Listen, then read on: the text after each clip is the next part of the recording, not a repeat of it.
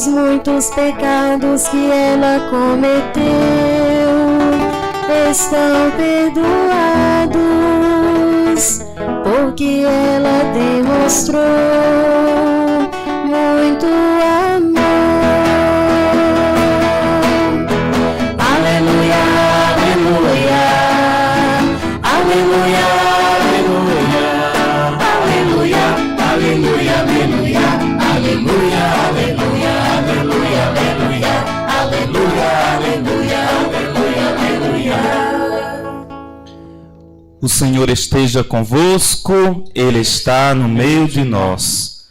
Proclamação do Evangelho de Jesus Cristo segundo Lucas. Glória a vós, Senhor. Naquele tempo, um fariseu convidou Jesus para uma refeição em sua casa. Jesus entrou na casa do fariseu e pôs-se à mesa. Certa mulher, conhecida na cidade como pecadora, soube que Jesus estava à mesa na casa do fariseu. Ela trouxe um frasco de alabastro com perfume e, ficando por detrás, chorava aos pés de Jesus. Com as lágrimas, começou a banhar-lhes os pés, enxugava-os com os cabelos, cobria-os de beijos e os ungia com perfume. Vendo isso, o fariseu que o havia convidado ficou pensando: se este homem fosse um profeta, saberia que tipo de mulher está tocando nele, pois é uma pecadora. Jesus disse então ao fariseu: Simão, tenho uma coisa para te dizer. Simão respondeu: fala, mestre. Certo credor tinha 2 devedores. Um lhe devia 500 moedas de prata, o outro 50. Como não tivesse com que pagar, o homem o perdoou os 2. Qual deles o amará o mais? Simão respondeu: acho que é aquele ao qual perdoou mais. Jesus lhe disse: tu julgastes corretamente. Então Jesus virou-se para a mulher e disse a Simão: estás vendo esta mulher? Quando entrei em tua casa, tu não me oferecestes água para lavar os pés. Ela, porém, banhou meus pés com lágrimas e enxugou-os com os cabelos. Tu não me destes um beijo de saudação. Ela, porém, desde que entrei, não parou de beijar meus pés. Tu não derramastes óleo na minha cabeça. Ela, porém, ungiu meus pés com perfume. Por essa razão, eu te declaro: os muitos pecados que ela cometeu estão perdoados, porque ela mostrou muito amor. Aquele a quem se perdoa pouco, mostra pouco amor. E Jesus disse à mulher: teus pecados estão perdoados. Então, os convidados começaram a pensar: quem é este que até perdoa pecados? Mas Jesus disse à mulher: tua fé te salvou. Vá em paz. Palavra da salvação. Glória a vós, Senhor.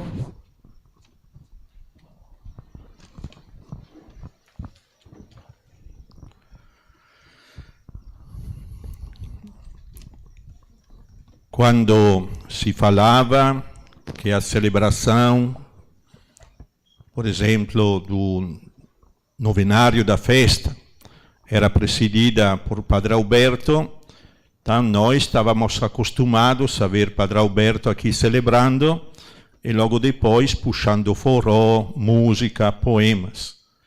Quando ele foi pároco aqui, estávamos acostumados a ver Padre Alberto nas celebrações, visitando doentes, participando de tantas coisas. Mas ele não está ausente. Agora ele está presente de uma forma diferente.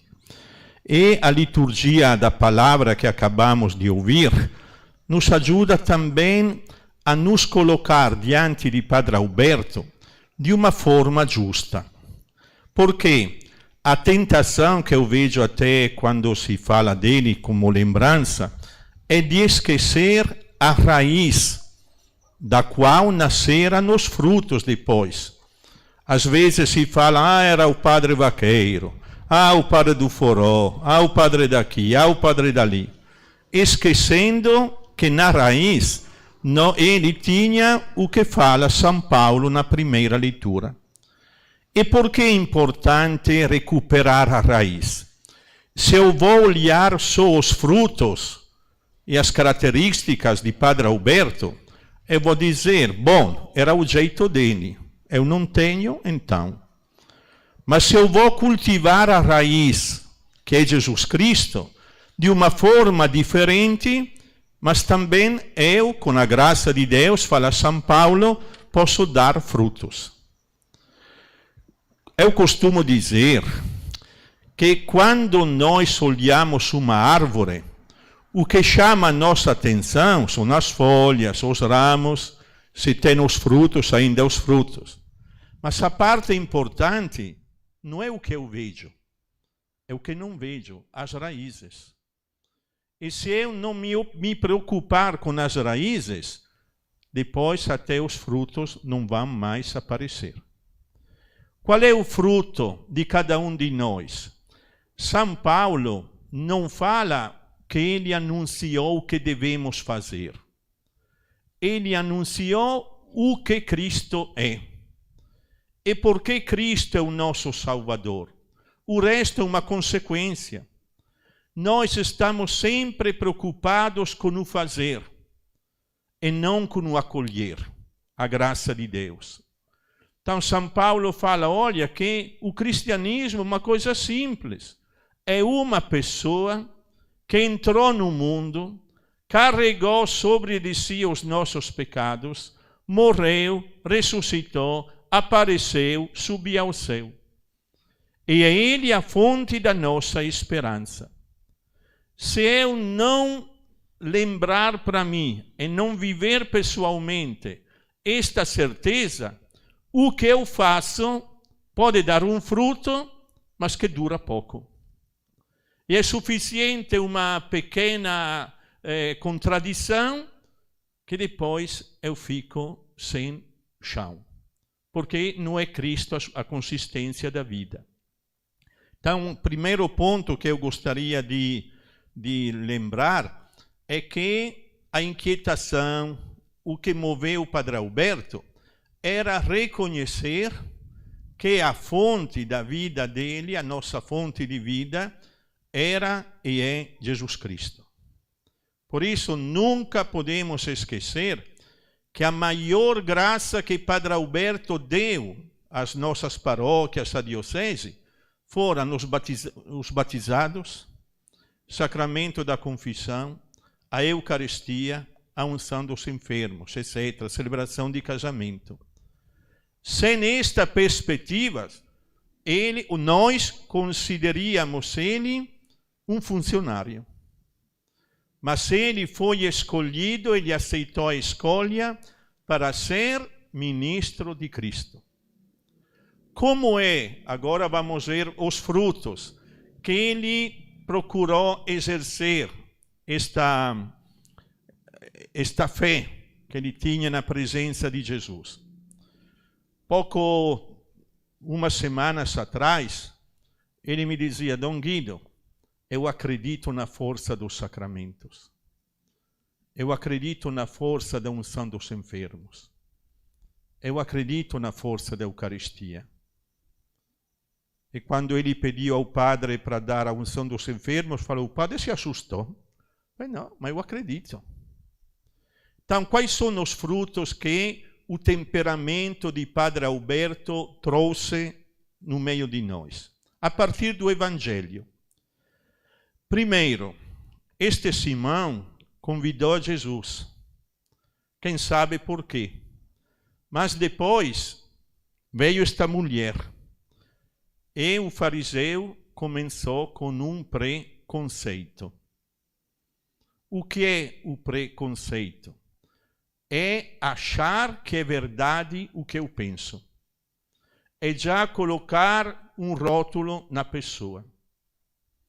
Aconteceu hoje de manhã, na capela da minha casa, lá, um preconceito. Fomos rezar as laudes com o seminarista Djalma, o diácono, e eu e o Djalma começamos com o hino. E o diácono estava com o aplicativo e falou, não, ele colocou lá, achava que no aplicativo. Eu falei, está tão emocionado porque é o aniversário dele, que acho que não digitou bem.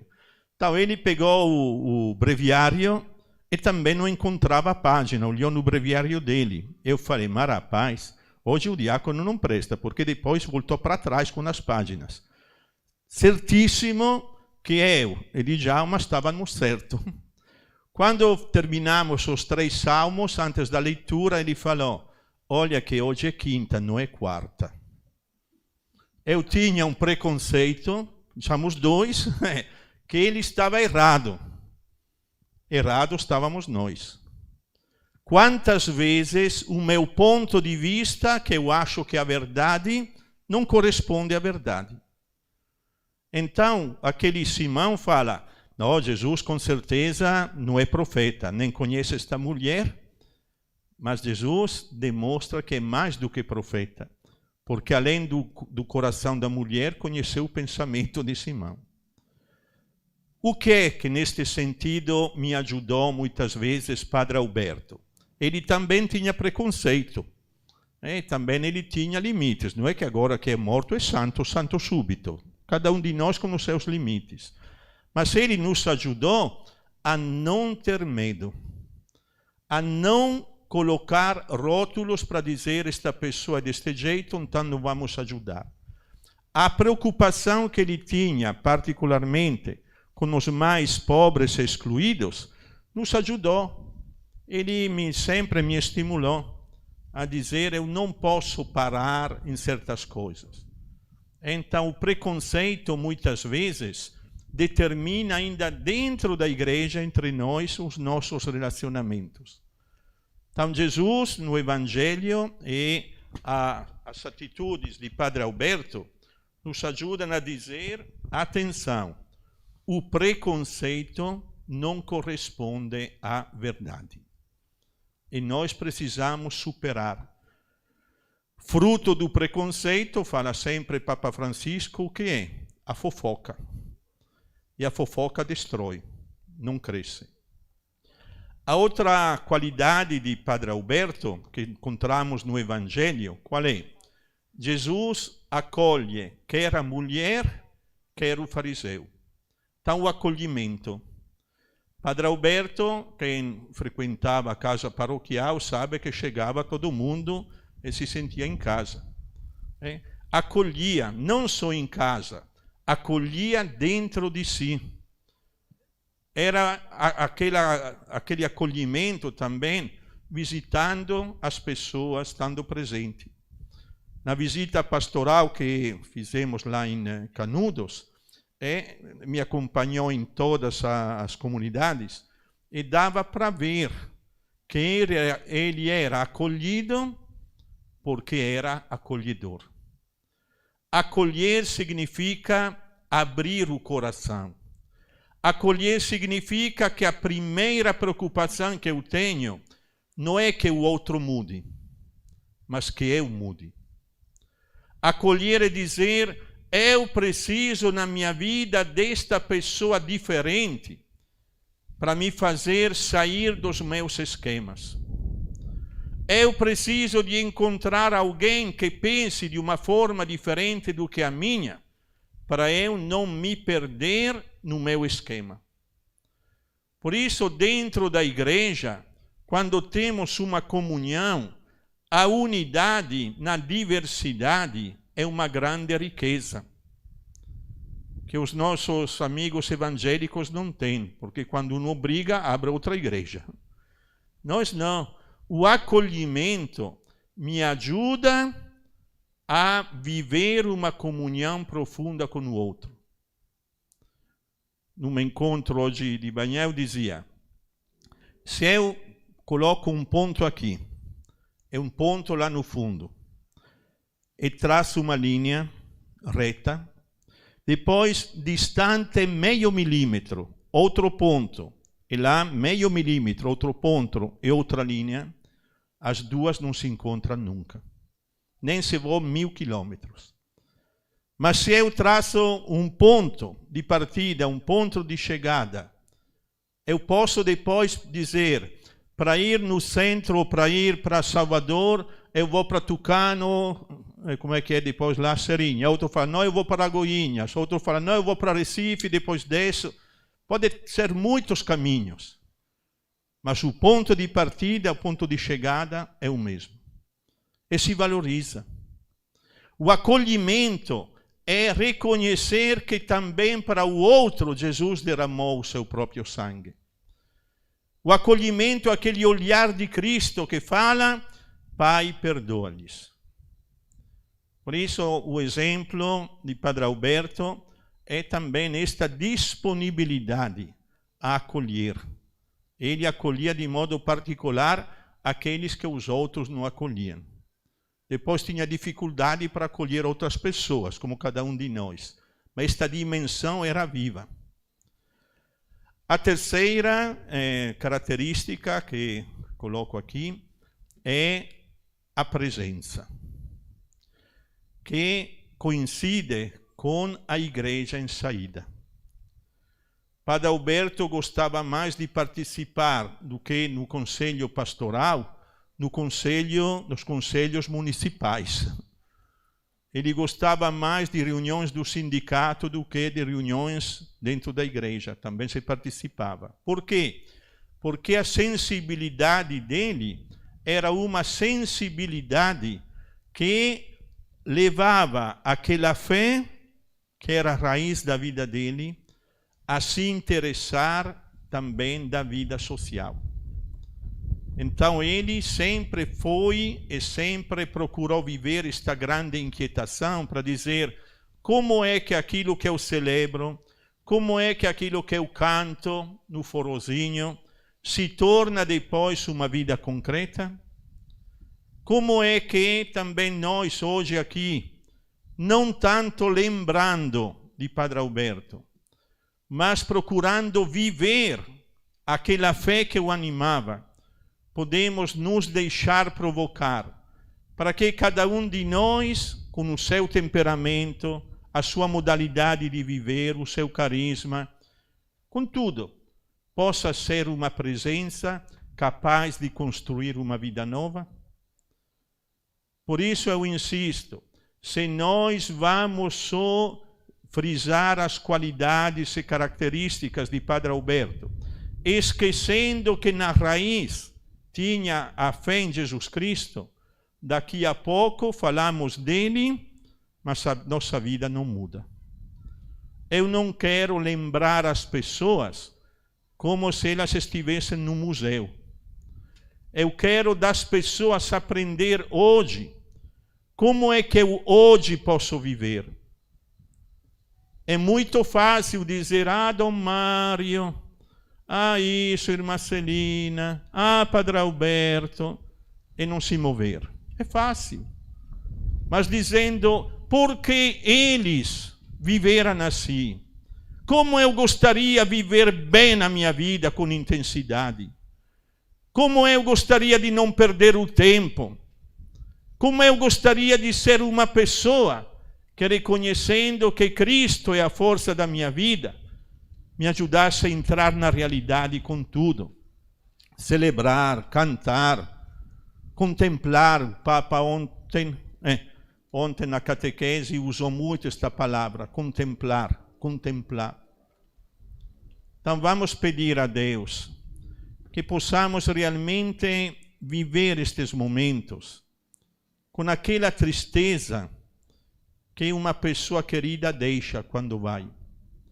Mas, no mesmo tempo, com esta inquietação e com esta esperança, a passagem de Padre Alberto no meio de nós não foi inútil. Ele veio e, através do testemunho dele, ajudou muitas pessoas e provoca ainda hoje a nossa vida. que, como Nossa Senhora, da qual ele gostava muito, possamos também dizer nós, eis-me aqui, Senhor. Que pelo menos esta noite possamos dizer, me ajude, Nossa Senhora, a não deixar que o relacionamento com as pessoas passe pelo preconceito, para um rótulo. Quando se fala, não tem mais jeito. Aquela pessoa não presta mais. Não. Cristo morreu por ela também. Que nos ajude no acolhimento daqueles que muitas vezes são excluídos. Que nos ajude a sermos uma grande presença, não grande para afirmar a nós mesmos, para afirmar o reino de Deus. Amém.